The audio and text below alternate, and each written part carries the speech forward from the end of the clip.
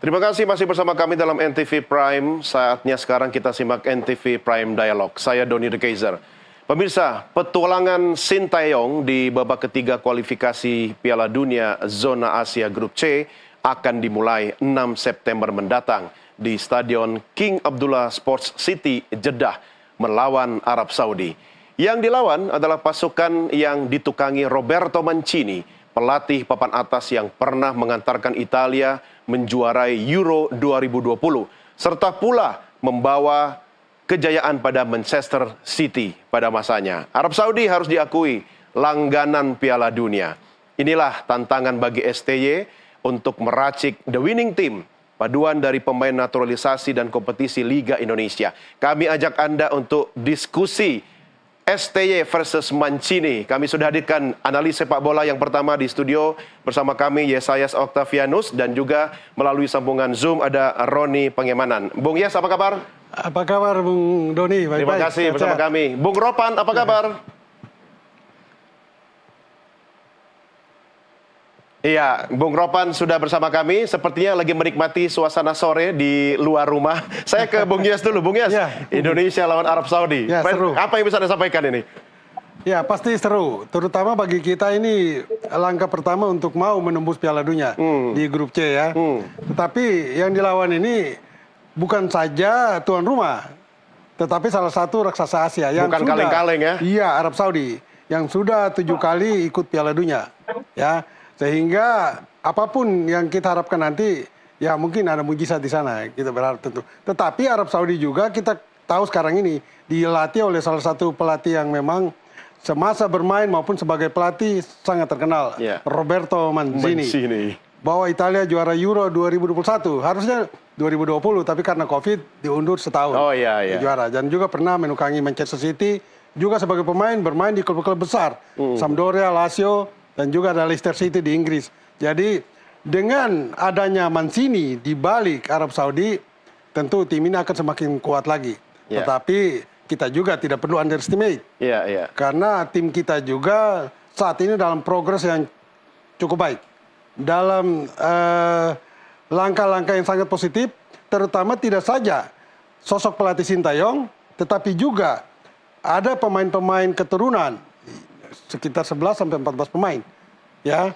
Nah ini yang membuat tim kita bukan kaleng-kaleng lagi, paling tidak untuk saat ini. Jadi walaupun nama besar Arab Saudi sudah terkenal, tetapi Indonesia saat ini bukan Indonesia kaleng-kaleng. Oke lah, pokoknya seru lah ya. Oke, Bung Yes, Bung Ropan, biar lebih seru lagi, kita lanjutkan dialog kita, tapi kita simak dulu tayangan yang berikut ini.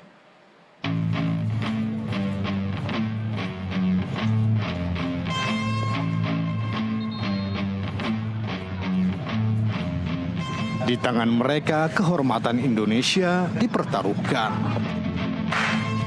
Dalam latihan terakhir di lapangan Senayan, Jakarta 31 Agustus lalu, tidak tampak pemain hasil naturalisasi. Di sesi ini, Sintayong baru bertemu para pemain yang dipanggil dari Liga Indonesia.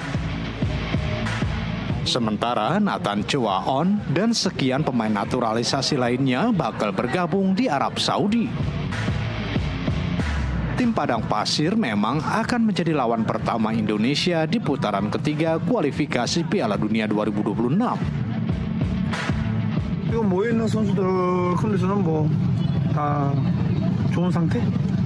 해파 선수들은 사우디 제다로 1일날 오는 선수도 있고 2일날 오는 선수도 있고.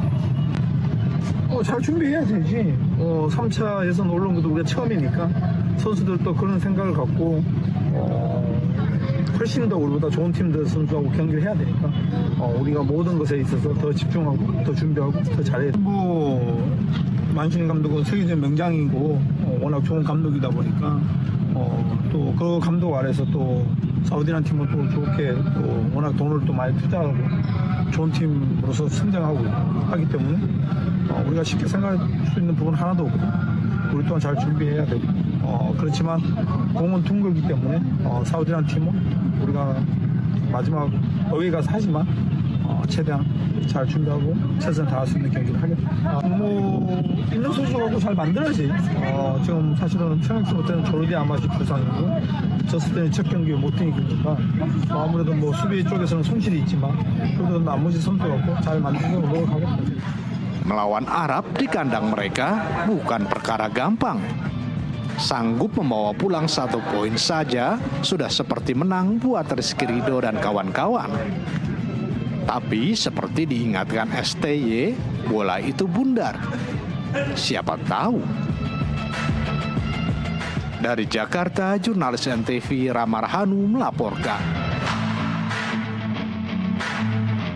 Iya, seperti kata STY, bola itu bundar. Bung Ropan, bola itu bundar. Tapi ngeri-ngeri sedap atau peluang ini yang akan kita hadapi melawan Arab Saudi nanti, Bung Ropan? Ya, kalau bisa melihat pertandingan kita ini lawan Arab, ini kan kita nggak pernah menang. Ya, kalau bisa dikatakan lawan Arab. Ya. Dan Arab sengaja memilih bukan pertandingan mereka kalah lawan Yordania di fase grup di awal ya, di putaran kedua. Karena mereka kalah di Arab dengan 1-2 lawan Jordania. Makanya mereka memindahkan pertandingan ini bermain di Jeddah, di King Abdullah Sport City. Nah, stadion ini tidak pernah mereka kalah. Dalam 14 atau 12 pertandingan terakhir mereka selalu menang di stadion ini. Makanya mereka memilih stadion untuk bisa membuat mereka lebih enak mengalahkan Indonesia. Karena target mereka harus menang. Kalau mereka hilang angka melawan Indonesia, apalagi imbang saja, itu sudah merupakan kekalahan buat mereka. Artinya berat Makanya buat kita ya?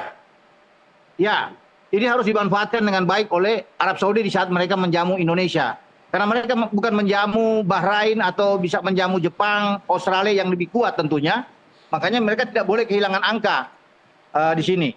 Jadi dengan kualitas mereka yang lebih baik dibandingkan dengan Indonesia, diuntungkan dengan bermain di kandang, saya pikir mereka akan habis-habisan di sini. Tapi bukan berarti kita tidak bisa mengalahkan Arab ya. Karena Arab juga tidak bagus-bagus amat. Dalam 14 pertandingan terakhir mereka 5 kali kalah.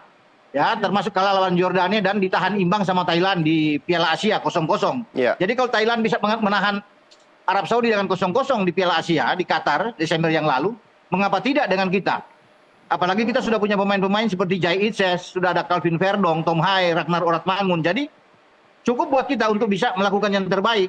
Namun tetap kita harus fokus bermain. Karena pasti Arab akan menekan habis, akan unggul dalam penguasaan bola lawan kita. Kita harus lebih banyak menunggu seperti yang dilakukan oleh Thailand ketika menahan imbang mereka itu bermain lebih banyak, lebih dalam, menunggu dan hanya counter attack. Kalau kita terpancing bermain dengan terbuka, saya pikir selesai kita. Oke. Dan jangan lupa Bung Ropan, kita dalam sejarah ketemu Arab Saudi 11 kali kita pernah menahan imbang Arab Saudi loh. Itu peluang besar buat kita dong. Iya, memang kita nggak pernah menang kan, kecuali imbang. Jadi kesempatan sekarang kita tidak perlu muluk-muluk. Menang merupakan bonus besar buat kita, itu kejutan besar. Tapi kalau kita bisa membawa pulang 1 poin kan luar biasa buat kita. Artinya ini motivasi yang baik di saat kita akan menghadapi Australia pada tanggal 10 dengan membawa 1 poin. Ini harus kita dapatkan. Tapi kan tidak mudah. Karena selalu dalam pertandingan pertama, dimanapun itu sebuah turnamen selalu sulit. Siapapun, tuan rumah akan lebih banyak diuntungkan. Apalagi kita akan lebih banyak tertekan ya, akan lebih banyak bertahan. Fokus pemain belakang. Ketika Jordi Amat tidak ada, ketika Justin Hubner tidak ada, artinya Jai Itses, Rizky Ridho harus bekerja keras, entah dipasangkan dengan Nathan Cho atau Sandy Walsh. Mereka harus bermain habis-habisan di belakang untuk bisa mempertahankan gawang kita. Sayang memang kita tidak punya Martin Paes yang tidak bisa bermain. Hanya ada Nando ada. Kalau ada Martin Paes mungkin yang agak lain, lebih kuat. Paes baru bisa bermain melawan Australia. Jadi itu yang kita akan tunggu nantinya, Don, dalam pertandingan melawan Arab. Ya, Bung Yes, berat tapi bukan tidak mungkin. Karena kata STY, bola itu bundar. Kalau kita lihat peringkat FIFA, Arab Saudi 56, Indonesia 133. Nah, bagaimana ini? Iya, kalau berbicara peringkat memang kita jauh di bawah Arab Saudi ya. Tetapi itu bukan berarti lalu menentukan Arab Saudi bakal dengan mudah mengalahkan kita. Dari 14 kali pertemuan tadi sudah disinggung, kita hanya bisa menahan 3 kali seri, 11-nya kalah. Dan pertemuan terakhir di 2011 ya. Kita terakhir kali tuh menahan imbang 0-0 di persahabatan. Tetapi terakhir kali pun kita ketemu Arab Saudi 10 tahun lalu, 2014, kita kalah di kualifikasi Piala Asia 0-1. Nah, tetapi kalau lihat kondisi terkini, saya melihat ya Arab Saudi memang tetap favorit untuk juara ya, untuk keluar sebagai pemenang, apalagi main di kandang. Tetapi mungkin yang perlu diantisipasi oleh tim kita ya, bahwa karena ini pertandingan pertama dan tentu sangat menegangkan. Mereka harus lebih menahan diri paling tidak dalam 15 sampai 20 menit pertama jangan sampai kebobolan. Oke. Kalau kita bisa menahan mereka di 20 menit pertama 0-0, ini pengaruhnya sangat besar. Kita harus jaga ritme kita ya, agar tidak terpancing dengan Arab Saudi begitu. Karena kalau sampai di menit ke-20 kita masih bisa menahan Arab Saudi 0-0, ini membuat pemain kita akan bangkit, percaya dirinya bahwa kita bisa, kita bisa. Tetapi kalau pemain kita panik, nervous, nah ini bahaya. Ini tidak boleh. Ini tidak boleh. Kalau mereka nervous dan kebobolan di menit awal, ini celaka bagi kita. Karena sangat sulit untuk membalas, apalagi meraih kemenangan. Nah ini yang harus diantisipasi oleh pelatih Sintayong maupun Rizky Ridho dan teman-teman. Tetapi kalau Arab Saudi menurut saya akan bermain lebih force ya, lebih menekan. Karena main di kandang, mereka harus ambil poin penuh 3. Dan mereka punya pemain-pemain yang memang berada di kompetisi lokal dan selama setahun sudah dipegang oleh Mancini. Ya, sehingga secara tim mereka pasti lebih kompak dibandingkan dengan kita. Karena pemain-pemain kita ini sebagian besar ada di luar negeri. Mereka baru bergabung 3-4 hari terakhir. Nanti ketemu di sana ya. Line up idola atau susunan menurut Anda siapa aja, Bung Yes? Untuk kita? Ya pertama tentu ada Hernando ya di bawah Mistar. Nah kalau STY main dengan 3-4-3 berarti 3 belakang itu pasti Jaitzes di center back. Dan kemungkinan Rizky Ridho ada di kanan, bek kanan. Di kiri bisa Nathan Chuaon.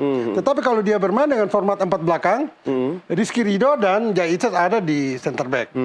Nah, di kanan ada Sandy Walsh. Bisa sebagai bek kanan. Tetap di bek kiri ada Nathan Chuaon. Nah, ini bersaing betul dengan Aran.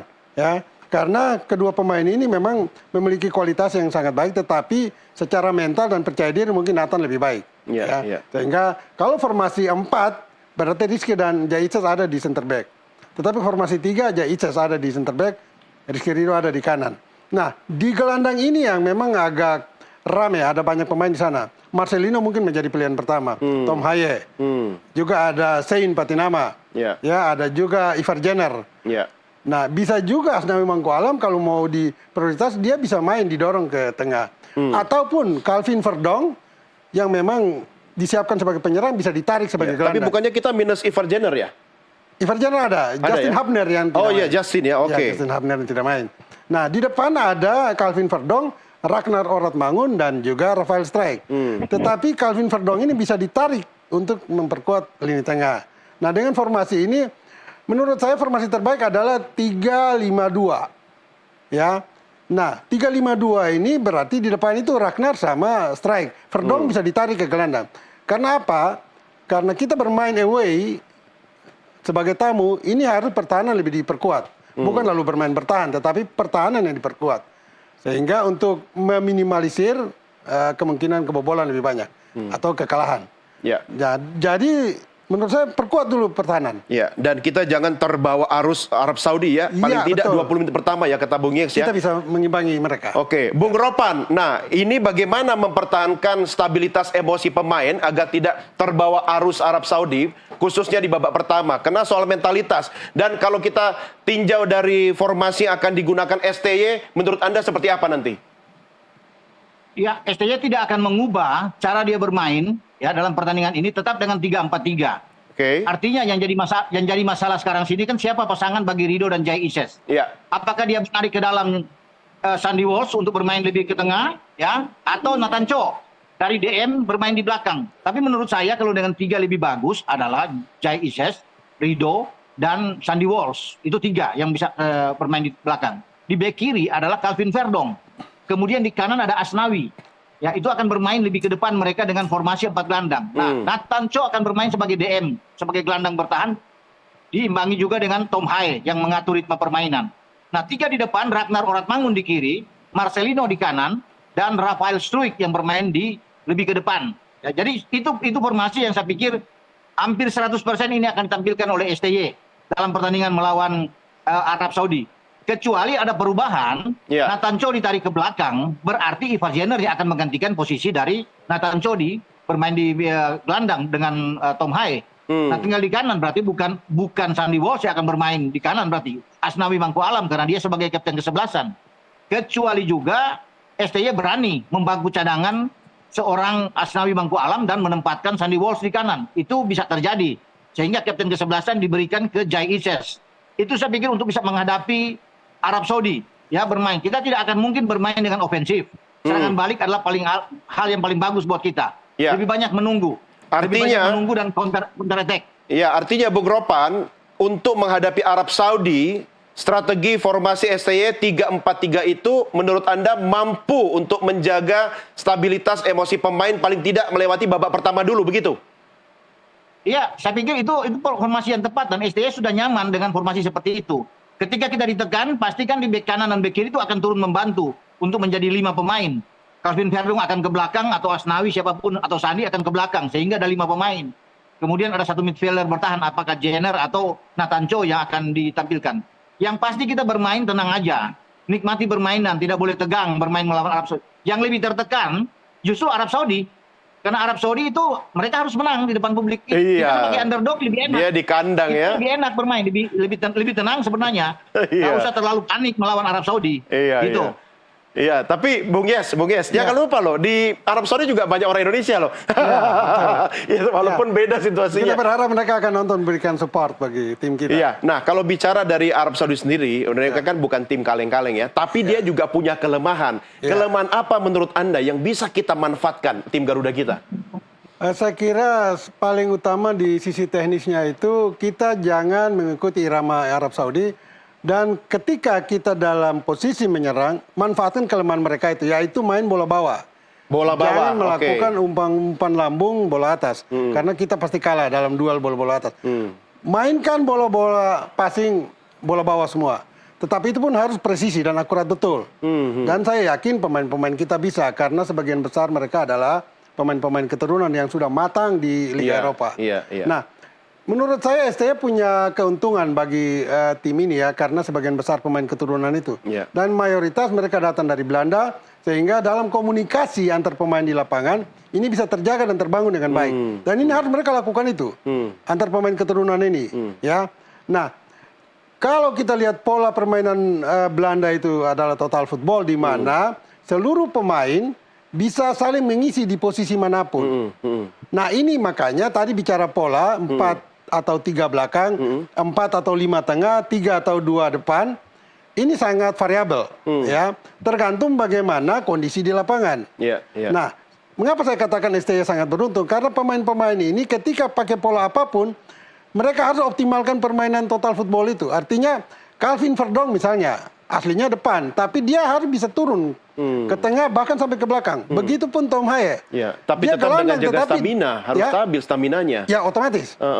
Nah, stamina udah pasti harus bagus. Iya, kalau tidak nanti kehabisan di babak pertama susah juga kan? Jangankan babak pertama, bisa-bisa 30 menit saja sudah habis. Nah ini tidak boleh terjadi. Tidak boleh terjadi. Nah, jadi saya kembali lagi, pemain-pemain harus saling mengisi. Ketika bek kanan, Sandy Walsh misalnya, naik, harus ada yang mengantisipasi ruang belakangnya untuk mengisi dia. Nah ini yang harus dijaga betul. Nah jadi kelemahan Arab Saudi ini bisa kita optimalkan dengan bermain cepat bola-bola bawah. Tetapi dengan presisi betul umpan-umpannya. Jangan terpancing bola atas, kita jaga bola bawah tapi dengan presisi. Karena ketika kita salah umpan, counter attack Arab Saudi bahaya. Bung Yes, tahan dulu komentar Anda, juga Bung Ropan tahan dulu. Kita lanjutkan setelah azan maghrib. Pemirsa, kami segera kembali setelah kumandang azan maghrib untuk Jakarta dan sekitarnya. Kami segera kembali.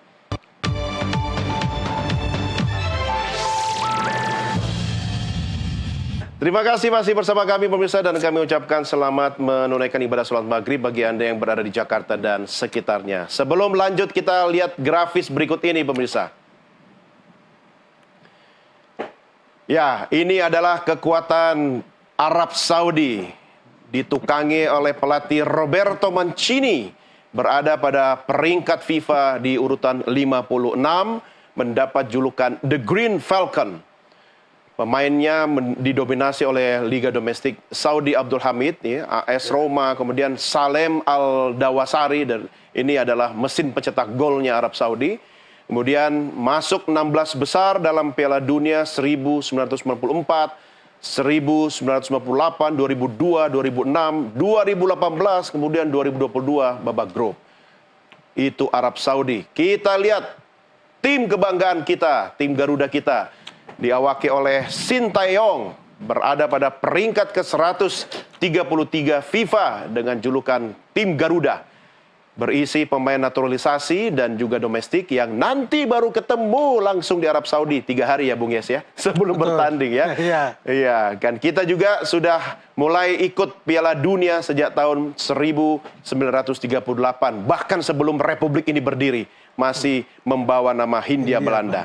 Nah, kalau kita lihat ini antara Arab Saudi dan Indonesia, sebenarnya ya kata Bung Yes dan Bung Ropan, memang Arab Saudi memang bukan kaleng-kaleng, tapi jangan underestimate pemain Indonesia. Iya. Ya, apalagi pemain kita sebagian sudah berangkat umroh duluan ya Bung Yes ya. Ya. Siapa tahu Asas keseimbangan. keseimbangan. Apalagi saya bilang bola itu bulat ya kan. Iya. Tapi catatan dari Anda, bola itu bundar ya. Catatan dari Anda apa aspek mentalitas yang harus kita utamakan? Karena paling tidak babak pertama jangan sampai kebobolan. Iya, betul. Iya kan? Dan kita harus bermain full ini, total full ya kan? Betul. Kalau nanti kehabisan energi bagaimana nih di babak pertama ini? Nah, untuk menghindari ya kita terkuras tenaga, stamina, kita harus cerdik dalam bermain. Caranya? Ketika kita ditekan habis-habisan dan kita menguasai bola, hanya ada 2 pilihan. Tapi kalau untuk menjaga stamina, kita jangan terlalu cepat melakukan counter attack. Kalau memang itu peluang ada, lakukan. Oke. Dan itu harus finishingnya betul akurat. Bisa menghasilkan gol. Tetapi kalau counter attack-nya terlihat peluangnya kecil, kita delay. Delay bermain 1-2 sentuhan untuk menguras juga Arab Saudi. Paling tidak mereka jangan sampai menguasai bola atau menguasai permainan. Karena dengan kita lebih banyak memegang bola, secara psikologis, stamina kita pun akan terjaga, terbangun. Tetapi kalau kita kehilangan bola dan dalam tekanan terus, psikologis itu akan terkuras betul. Tapi pemain baru full berkumpul itu langsung di Arab Saudi. Ada jeda waktu. Artinya bagaimana membangun kekompakan tim, chemistry-nya pada waktu kita tidak punya waktu yang panjang untuk ketemu. Mereka kan sudah bertemu di babak kedua sebelum ini juga di Piala Asia, sehingga menurut saya untuk kekompakan dalam tim, internal tim, saya kira tidak ada masalah. Tidak ada masalah ya. Hanya tinggal dalam 3-4 hari di Jeddah ini, Sintayong tinggal mematangkan kerjasama tim. Strategi, taktik, apa yang akan dia mainkan bagi tim ini. Nah, itu yang perlu dimatangkan. Nah, ada catatan yang mungkin perlu saya ingatkan kepada tim kita ya. Apa itu? Khususnya kepada pemain-pemain belakang. Ketika mereka dalam tekanan yang bertubi-tubi, nah ini harus hati-hati betul ketika mereka harus mengambil lawan. Khususnya di kotak penalti. Harus berhitung betul ketika mau mentekel lawan, harus bola dapat. Kalau enggak ini bahaya. Tidak saja terancam penalti, juga kartu merah. Tapi kalau mereka melakukan itu di luar kotak, ya risiko paling kartu merah. Tapi tetap jangan. Harus berhitung betul. Nah, ini yang sering dialami oleh pemain-pemain kita di babak kedua. Ada beberapa pemain yang melakukan pelanggaran baik teknik maupun non-teknis. Sehingga diganjar kartu merah. Nah, ini tidak boleh terjadi. Sepanjang 10 pertandingan di babak ketiga ini harus diantisipasi betul. Berhitung betul ketika mau mengambil bola atau mentekel lawan, jangan sampai salah. Dan apalagi belajar dari ketika kita bermain di Piala Asia, kalau tidak salah lawan Qatar, kita dikerjain wasit. Nah, ini bukan tidak mungkin juga. Pengaruh wasit ini bisa mempengaruhi juga mental kita kalau keputusannya terlalu banyak merugikan kita dan menguntungkan lawan. Nah, ini bisa terjadi. Ini menarik. Ditambah lagi kita harus tetap jaga emosi kan. Nah, saya mau tahu pendapatnya Bung Ropan. Bagaimana Bung Ropan membaca Mancini, sekaligus strategi khusus apa yang bisa kita lakukan ketika berhadapan dengan Arab Saudi nanti, Bung Ropan? Iya, saya pikir kalau bicara duel ini kita harus bisa melihat juga kekuatan lawan. Siapa yang berbahaya di Arab Saudi? Pemain mana yang harus kita awasi? Ya, posisi mana? Arab Saudi itu bermain dengan 3 back. Mereka punya 4 gelandang yang bagus. Al-Juwair, Al-Harbi, Mokhtar, dan Gareth. Inilah 4 pemain kunci mereka yang harus kita matikan itu. Jadi pertarungan itu sebenarnya ada di tengah dengan Tom Hae, entah Ivar Jenner atau Nathan yang dimainkan bersama dengan juga di kanan ada Asnawi atau Sandy Walsh yang dimainkan di kanan, dan Verdong. Ini tugas mereka berat. Ya. Artinya Arab itu punya kekuatan di sini, di tengah. Oke, mereka punya Salem Aldosari, pencetak gol terbanyak mereka di depan. Tetapi bola-bola asis, umpan-umpan itu dari Gareth, ya, Al-Harbi, ada Mokhtar, dan Al-Juari. Makanya saya melihat pertarungan ini ada di situ. Kunci kekuatan Arab ada di 4 pemain ini.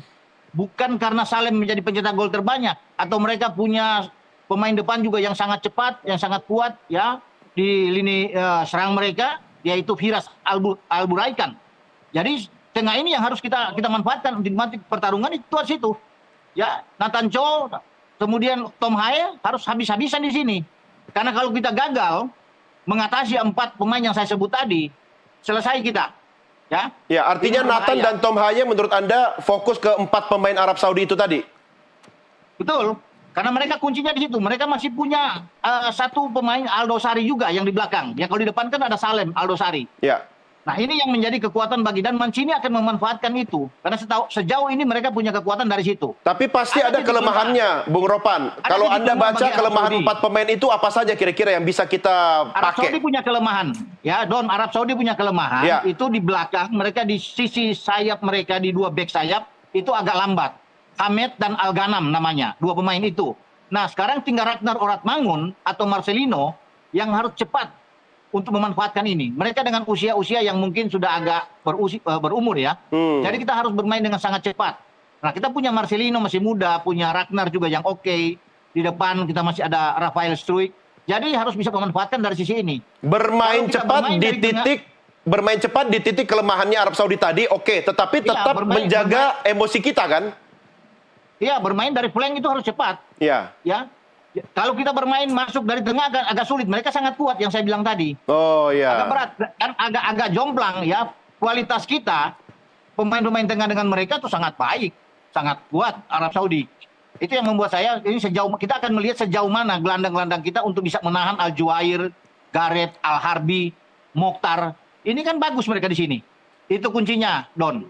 Ya, soal speed bagaimana? Kalau di barisan pertahanan utamanya Arab Saudi, bagaimana kita nembus dengan bagus ini? Arab Saudi bermain lebih stylish ya, tidak seperti Irak. Kalau Oke. Irak agak strong, kuat ya, ketika Irak mampu mengalahkan kita. Nah, mereka lebih tenang bermain, mengalirkan bola dari kaki ke kaki. Mereka sudah kayak ala Eropa bermain ya. Jadi kita menguntungkan buat kita, ya, kita bermain dengan sangat cepat. Tinggal tergantung strategi STI aja. Siapa pemain yang akan dia mainkan, kemudian dari mana, sisi mana yang mereka akan manfaatkan untuk menjadi titik lemah. Buat saya bermain dari flank, dari sisi sayap, kita punya keuntungan. Karena Verdong juga sangat cepat.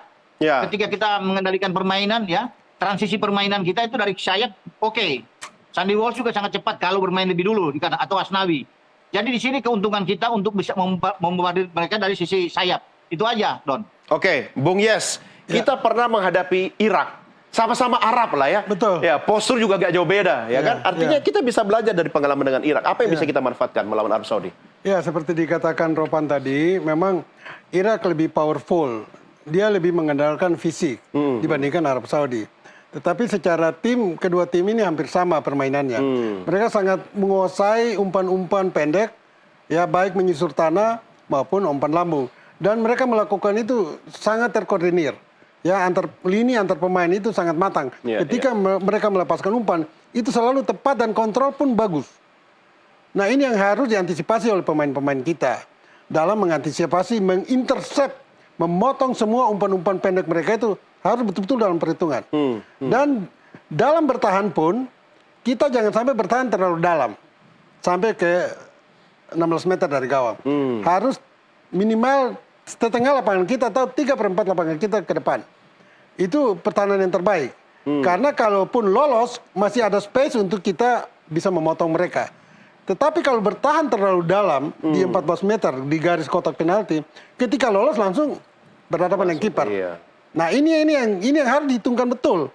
STY pasti melakukan itu, dia lebih tahu lah. Tetapi bagaimana diterapkan oleh pemain-pemain kita? Nah, ini yang belum saya lihat, ya.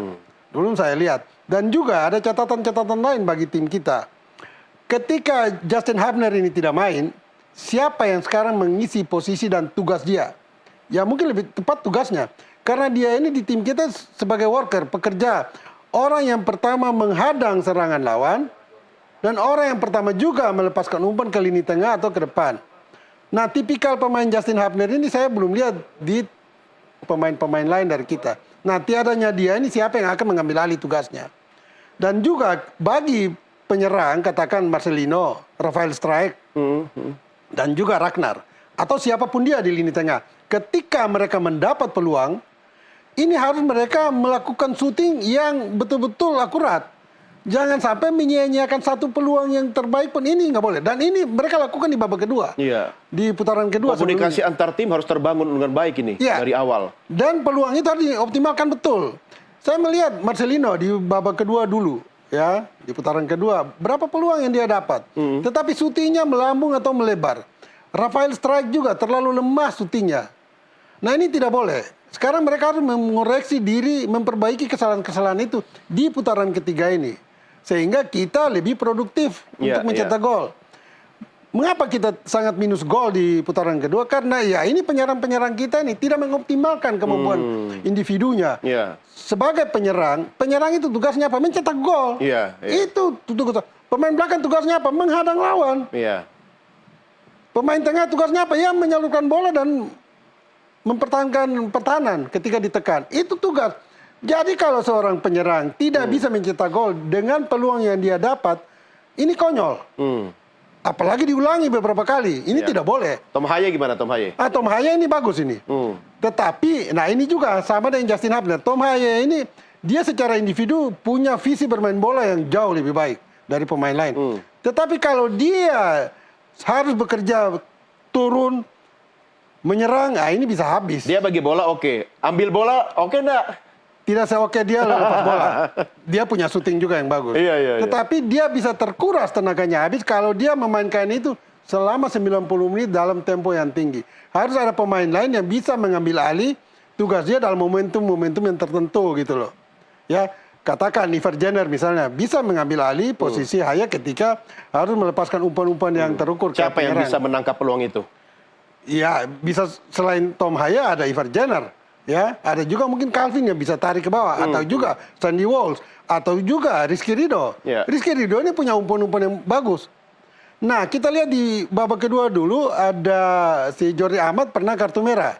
Mengapa dia terkena kartu merah? Karena dia melihat lini tengah kita ini jarang sekali mendukung lini depan dalam umpan-umpan yang terukur sehingga dia naik. Dan dia berusaha mengisi kekosongan itu. Tapi malah karena dia sering naik capek lalu ketika dia kehilangan bola dia tebas lawan kartu merah. Nah, ini tidak boleh. Ya, ini menarik. Saya kembali ke Bung Ropan. Bung Ropan, ini kalau kita analisa Arab Saudi. Arab Saudi kan lagi berkembang sekarang dan kita tahu Liga Arab ini lagi lucu-lucunya. Bahkan saking lucunya itu nama-nama seperti Ronaldo, Neymar itu juga bertandang ke sana. Perlu nggak kita gemetar ketika mendengar bagaimana makin berkembangnya Arab Saudi ini, Bung Ropan? Ya, kalau bicara Arab Saudi memang liga mereka memang jauh lebih bagus dari kita, ya. Kita harus akui itu. Makanya kualitas pemain mereka juga oke.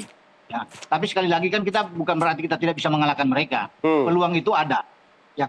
Salah satu kunci juga selain yang saya katakan tadi adalah bagaimana kita tidak bobol sepanjang 45 menit babak pertama untuk membuat Arab itu frustrasi. Itu salah satu jalan terbaik. Kalau kita bobol, kita nggak mungkin berat untuk bisa memalaskan dan menyamakan kedudukan.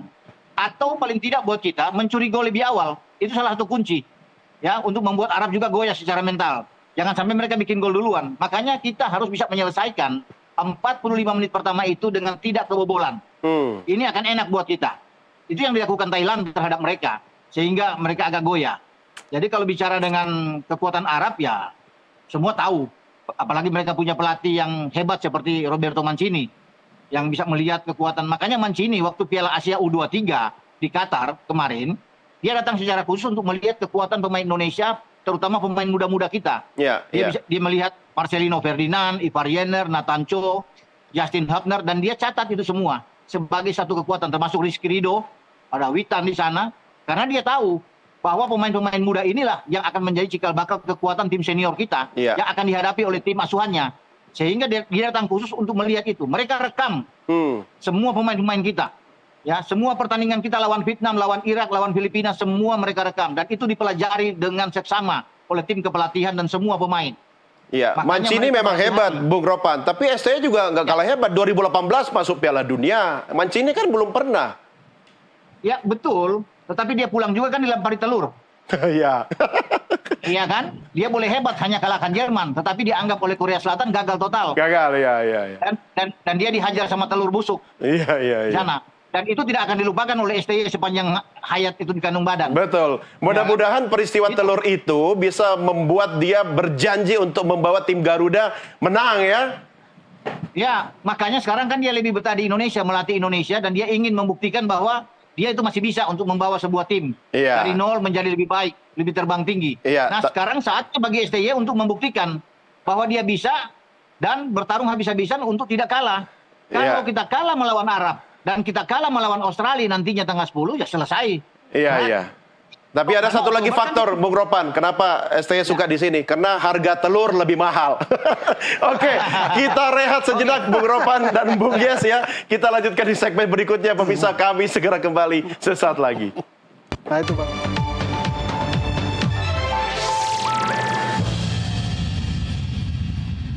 Terima kasih masih bersama kami pemirsa dalam NTV Prime Dialog. Sebelum kita lanjutkan diskusi kita, sebagaimana tadi Bung Yes bilang, harus ada asas keseimbangan ya Bung ya. Iya. Jadi lapangan hijau, bola bundar, Iya. tapi ini juga soal aspek religi. Rohani. Rohani, religius, ya. jadi pemain timnas kita pemirsa sekaligus ya memanfaatkan kesempatan untuk menjalankan ibadah umroh. Kita lihat sama-sama liputannya berikut ini. Tim nasional Indonesia akan mengawali babak ketiga kualifikasi Piala Dunia 2026 dengan menghadapi Arab Saudi. Para pemain timnas pun sudah berada di Arab Saudi untuk menjalani laga perdana grup C yang berlangsung Jumat 6 September 2024. Lawatan timnas ke Arab Saudi ini pun dimanfaatkan oleh para pemain yang beragama Islam serta ofisial untuk melakukan ibadah umroh ke Mekah. Para pemain timnas diantaranya Rizky Ridho, Ramadan Sananta, Witan Sulaiman, Nadio Argawinata, Dimas Derajat, Pratama Arhan, Egy Fikri, serta Ragnar Oratmangun tampak khusyuk menjalani prosesi umroh. Mereka pun membagikan momen ibadah umroh ini melalui media sosialnya masing-masing.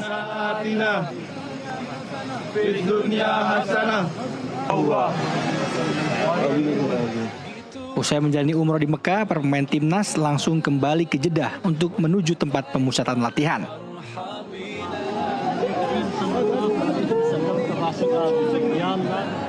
Timnas Indonesia dijadwalkan menghadapi tuan rumah Arab Saudi di Stadion King Abdullah Sport City pada Kamis malam waktu setempat atau Jumat pukul 1 dini hari waktu Indonesia Barat.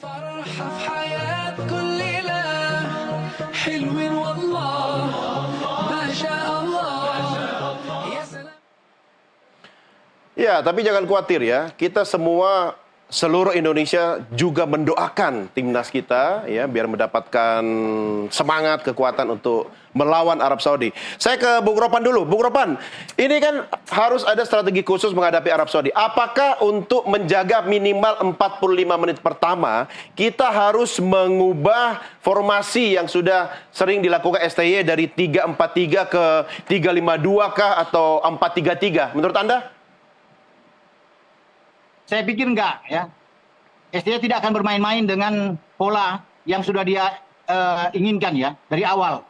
Mengubah pola pada saat pertandingan secara mendadak itu akan sangat sulit buat kita.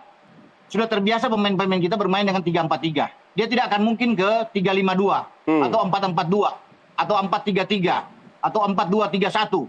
Tidak akan mungkin. Dia akan bermain dengan 3-4-3 karena itu sudah menjadi pakem sebenarnya bagi STY dan sudah dipahami oleh semua pemain. Apalagi ini pertandingan pertama yang selalu sulit. Jadi makanya dia tetap akan dengan formasi demikian. Tinggal anak-anak bermain tuh relax, lebih tenang, masuk lapangan dengan kepala tegak, enjoy, menikmati permainan, ya, tidak boleh tegang. Itu kan menjadi kunci. Karena kita bermain sebagai underdog. Itu yang menjadi modal bagus buat kita untuk menghadapi tekanan dari tuan rumah Arab Saudi. Jadi pemain-pemain ya tenang aja bermain, lebih memperlambat tempo, tidak terburu-buru atau passing-passing yang terlalu cepat, ya, bermain egois, main tenang aja, memperlambat tempo mereka itu paling enak ya. Jadi jangan terlalu bernafsu untuk bisa bermain, tapi kita mengontrol permainan. Ini kuncinya ada di Tom Hae, karena selalu bola akan berawal dari Tom Hae. Kalau di belakang itu bola pertama akan dipegang oleh Jai Ises. Jai Ises akan mencari temannya. Yang pertama adalah Tom Haye. Ya. Karena Tom Haye orang satu-satunya yang punya passing bagus bersama dengan Jai Ises. Dalam sepak bola ini kuncinya di passing. Kalau passing itu benar dan baik, maka alur bola akan berjalan dengan bagus. Makanya Tom Haye akan menjadi dirigen, akan memimpin laga sini. Mancini tahu bahwa kekuatan kita ada di Tom Haye. Pasti Tom Haye akan coba dihajar habis atau di marking habis oleh Mukhtar atau Gareth. Dikeroyok ya. Pemain ini yang akan bergantian antara Mukhtar dan Gareth untuk bisa mempersempit ruang dari Tom Haye. Mereka sudah pelajari, Don. Bukan mereka tidak pelajari Indonesia bermain. Dan kuncinya di situ ada Tom Haye. Kalau Tom Haye diredam, itu Indonesia agak berkurang karena kan harus ada pengatur serangan dia yang harus lebih dulu dimatikan. Itu yang menjadi tantangan bagi Tom Haye dalam pertandingan melawan Arab. Oke, iya, Tom Haye. Bung Yes, gimana nih Tom Haye? Harus dijaga baik-baik nih. Betul. Tapi saya coba pertajam lagi, pola apapun yang dimainkan STY, pemain-pemain ini harus bisa menerjemahkan apa yang dimaui oleh STY. Katakan kalau dia main dengan 3 penyerang, ya berarti Rafael Strike udah pasti. Di kiri ada Ragnar Oratmangun. Nah di kanan ini bisa Calvin Verdong, bisa juga Marcelino kalau didorong ke depan. Nah, kalau dia main dengan 3 ini, itu maksudnya 3 penyerang ini memang diandalkan untuk mencetak gol. Dan mereka harus mengoptimalkan setiap peluang. Tetapi kalau mereka tidak bisa melakukan itu, mengapa harus main dengan 3 penyerang? Main dengan 6 gelandang sekalian. Atau 5 gelandang. Untuk memperkuat pertahanan. Nah, ini yang harus dimengerti oleh pemain-pemain. Bahwa Sintayong memainkan Rafael Strike, itu tugasnya bikin gol, memainkan Ragnar. Begitupun di gelandang. Jadi formasi ini ketika dimainkan itu berubah bisa secara drastis. Bisa 3 penyerang ditarik 2 pemain sayap turun memperkuat gelandang, dan 2 gelandang juga bisa turun memperkuat pertahanan. Jadi itu sangat dinamis dan fleksibel. Nah tentang Tom Haye tadi sudah saya singgung itu. Dia ini sangat menonjol di tim kita dalam peranannya ya. Baik menyalurkan umpan maupun mencetak gol. Nah ini jangan sampai dininabobokan oleh pemain lain. Artinya biar Tom Haye yang bekerja sendiri. Nah, ini tidak boleh.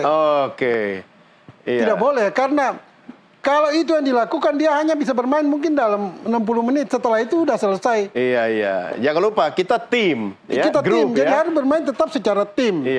Solo-solo harus bagus, tapi tim sebagai tim. Juga, ya. Oke, baik. Sebentar, Bung Yes. Saya tahu Bung Ropan ini habis ini masih ada kegiatan. Tapi sebelum berpisah dengan Bung Ropan, apa yang bisa Anda sampaikan buat pemain kita? Paling tidak ada setitik harapan ya melawan Arab Saudi. Ya, yang satu saya bilang kepada pemain kita, tenang. Itu modal kuat, sabar bermain. Itu paling penting dalam sepak bola. Ya, itu saya bilang, jangan terburu-buru bermain. Penyelesaian akhir kalau dapat di depan gawang itu harus diselesaikan dengan bagus. Hanya dengan modal lebih tenang, itu kita bisa mengatasi lawan. Tapi kalau kita tegang bermain, gugup bermain, ini akan berat. Tapi beruntung kita punya pemain-pemain yang sudah terbiasa bermain di Eropa. Tom, Nathan, Jai, itu kan bagus. Verdong, Sandi, Ragnar, Rafael, mereka sudah terbiasa dengan tekanan yang ada di Liga Belanda dan di Liga lainnya, di Belgia juga. Jadi itu satu keuntungan buat kita. Jadi yang saya berpesan bahwa selama kita bermain dengan tenang dan sabar, kita bisa mendapatkan hasil yang bagus. Oke, skor berapa Bung? Skor? Saya bilang menang sih oke, luar biasa ya. Tapi draw 0-0 atau 1-1 sudah cukup buat kita. Begitu. Oke, Bung Ropan terima kasih. Sampai ketemu lagi. Salam sehat. Ya. Oke, saya lanjut dengan Bung Yes. Tadi ada kalimat Indonesia sebenarnya underdog melawan Arab Saudi. Bukankah itu juga sebenarnya peluang kalau kita dianggap underdog begitu kan? Kita bisa mengubah situasi misalnya di babak kedua, Bung Yes, melihat bagaimana? Dalam posisi atau klasifikasi sebagai underdog itu betul menguntungkan. Tetapi kita jangan lalu memang mengakui kita underdog. Tidak begitu. Iya, jangan ya. Mental kita bisa rusak itu kan. Istilah itu boleh disematkan kepada kita, tapi kita bukan underdog. Kita akan buktikan bahwa kita bisa melawan Arab Saudi. Dan itu memang bisa. Ketika kita mengoptimalkan seluruh kemampuan yang ada, baik secara individu maupun secara kerjasama tim. Nah ini akan membuat Arab Saudi akan terkaget-kaget. Kok Indonesia bisa main seperti ini? Nah ketika itu terjadi, kita berada di atas angin. Dan kita bisa mencuri poin lewat hasil draw atau juga kemenangan. Tapi kalau kemenangan akan terjadi dalam skor yang sangat tipis ya. Sangat tipis, bisa 1-0 atau 2-1. Tapi kalau kita kalah pun, kita tidak harapkan. Tapi kalau memang akhirnya kalah, jangan sampai terjadi gol yang banyak bagi Arab Saudi. Artinya bisa 2-3 digit kita kalah, ini bahaya. Iya. Karena secara mental juga akan berpengaruh ke pertandingan ke Iya, depannya. tapi artinya kalau Bung Yas, Anda melihat sekarang kita pasti sudah paling siap kan menghadapi Arab Saudi. Dari aspek fisik nggak kalah, mental oke, Iya. teknis juga Iya. ya. Iya. Kurang apa lagi? Kalau persiapan memang sudah harus matang. Kita lihat sebagian besar dari tim kita ini pemainnya terdiri dari under 23. Jadi kalau ada yang katakan bahwa ya pemain kita kan masih muda-muda usia, tidak. Mereka sudah berpengalaman ini. Usia mereka yang memang masih under Iya, 23. iya. Tapi pengalaman bermain di tingkat tinggi itu sudah dimiliki oleh pemain kita. Iya. Sehingga tidak ada lagi alasan bahwa pemain kita belum pengalaman. Tidak, mereka sudah berpengalaman. Iya. Nah, bagaimana? Usia boleh muda, tapi pengalaman, Iya, pengalaman. boleh diadu. Betul, sangat banyak. Nah, ini yang tinggal bagaimana mereka mengoptimalkan kemampuan mereka, pengalaman mereka itu. Nah, yang tadi saya singgung, kalau dibilang kecewa, salah satu kekecewaan saya dan mungkin juga mewakili sebagian besar pecandu bola, bahwa ketika kita ada peluang, baik oleh Marcelino atau Rafael Strike, itu tidak dimanfaatkan secara baik. Shooting mereka itu seperti pemain yang baru belajar nendang bola. Ini tidak boleh. Itu sangat mengecewakan. Kenapa bisa begitu? Ah, itu pertanyaannya. Apa ada tiba-tiba pengaruh aspek mental pas di tengah permainan? Bisa saja. Bisa Mungkin saja. dengan supporter, Bisa ya kan? saja. Tapi kembali pada yang bersangkutan, konsentrasi. Harus full konsentrasi. You dapat peluang seperti detik dan satu-satunya peluang terbaik harus optimalkan. Iya, iya, iya. Dikonversi menjadi gol. Kalau tidak akan 2 kali, 3 kali peluang yang sama datang. Nah, itu kekecewaan saya ketika kita melihat di babak kedua dulu sejumlah peluang. Iya, tapi Marcelino, tidak dimanfaatkan Rafael, dengan baik ya. Dan yang lain tidak dioptimalkan dengan Oke. baik. Ini Mudah-mudahan nggak tidak terjadi besok boleh. Ya, Jumat dini hari justru tanggal kebalikan, 6. terjadinya gol gitu loh. Gol. Iya. Oke. Saya mau tahu prediksi Anda, skor kita berapa? Menahan imbang itu sebuah kemenangan sebenarnya buat kita kan? Iya, betul. Berapa kira-kira? Skor bagi kita, ya syukur-syukur bisa mencetak 1 atau 2 gol. Iya, harus dong. Harus. Jadi berapa? Harus. Ya kalau maupun menang ya 1-0 cukup. Tapi ya saya juga harus realitas ya. Iya, iya. Bahwa akan sulit untuk bisa mengalahkan Arab Saudi. Paling bagus kita bisa bermain imbang. Iya. Dengan gol atau tanpa gol. Oke, jangan lupa. Bantuan dari langit, 270 juta orang Indonesia akan berdoa. Iya. Jumat dini hari. Kita berharap. Anda juga doakan timnas kita ya. Oke, Bung Yas, terima kasih. Terima sudah kasih. bersama kami. Iya. Sampai jumpa. Iya. Kita saksikan nanti sama-sama bagaimana tim Garuda kita akan menorehkan nama baik merah putih Indonesia di laga internasional. Pemirsa, kami akhiri sampai di sini diskusi kita di paruh pertama. Jangan kemana-mana, NTV Prime masih akan kembali untuk melanjutkan berita lainnya. Tetap bersama kami.